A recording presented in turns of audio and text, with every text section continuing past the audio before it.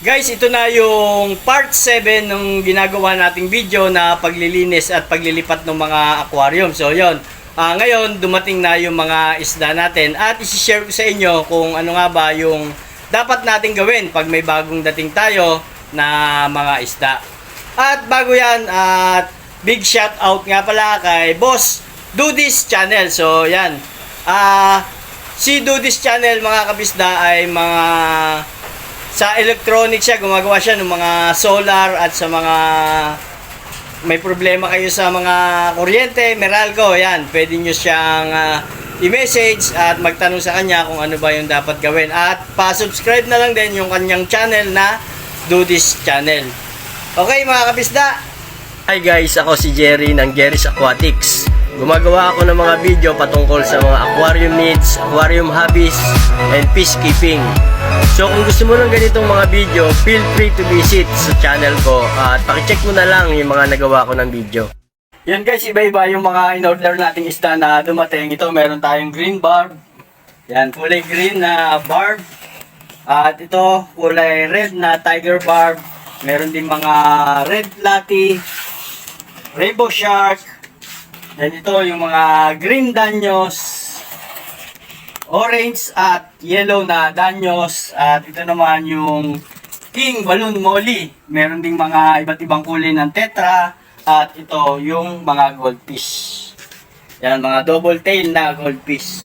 At ilalagay na natin siya dito guys sa sinet up ko na mga 15 gallon. So yan, 1 week na siya na nakacycle. So yan, nilagyan ko lang ng konting design, mga bato-bato, then mga plants, mga aquatic plants. So importante rin na meron tayo niyan sa mga aquarium.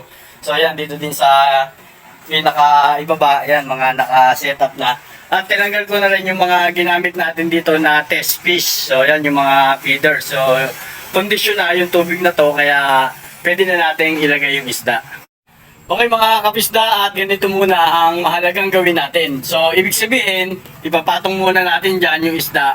I-acclimate muna natin sila ng at least mga 20 to 30 minutes para hindi sila ma-water shock. Kumbaga, kailangan muna ma-adapt nung mga isda natin yung klima nung bagong tubig na gagalawan nila. So ayan, kaya ito, ipaglalagay muna natin yan ng nakaganyan at after 30 minutes ay babalikan natin. After 30 minutes mga kapisda ng acclimation, ito papakawalan ko na sila.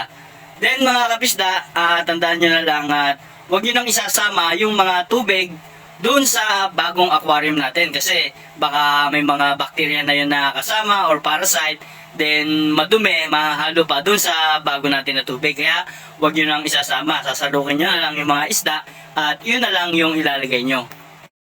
At tips lang mga kapisda, kung halimbawa meron na kayong main tank, so na meron ng mga isda na matagal na, then bibili kayo ng mga bagong isda, ay huwag nyo munang isasama dun sa mga isda sa main tank. Kumbaga, ang gawin nyo muna, kung may bagong bili kayo, ilagay nyo muna sa panibagong lagayan o sa ibang lagayan ng at least kahit mga 3 days, 4 days, or mas okay kung 1 week, para maka-quarantine muna. Kung meron man silang mga dalang sakit ay hindi na mahawa yung ibang mga isda natin na matagal na.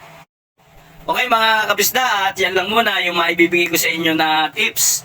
At kung may mga tanong pa kayo ay i-comment nyo lang dyan at sasagutin natin yan batay sa napag-aralan at na-experience ko na din. At kung hindi ka pa nakaka-follow mga kapisda ay pakipollow mo na para ma-update ka sa susunod ko pang mga video. Okay, happy peacekeeping!